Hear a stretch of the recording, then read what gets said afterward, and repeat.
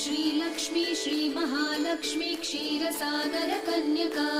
उत्तिष्ठ हरिसम्प्रीते भक्तानां भाग्यदायिनी श्रीलक्ष्मी श्रीमहालक्ष्मी क्षीरसागरकन्यका उत्तिष्ठ हरिसम्प्रीते भक्तानां भाग्यदायिनी उत्तिष्ठोत्तिष्ठ श्रीलक्ष्मी विष्णुवक्षस्थलालये उत्तिष्ठ करुणापूर्णे लोकानां शुभदायिनी उत्तिष्ठोत्तिष्ठ श्रीलक्ष्मी विष्णुवक्षस्थलालये उत्तिष्ठ करुणापूर्णे लोकानां शुभदायिनी श्रीपद्ममध्यवसिते वरपद्मनेत्रे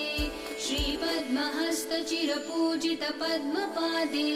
श्रीपद्मजातजननी शुभपद्मवक्त्रे श्रीलक्ष्मी भक्तवरदे तव सुप्रभातम्।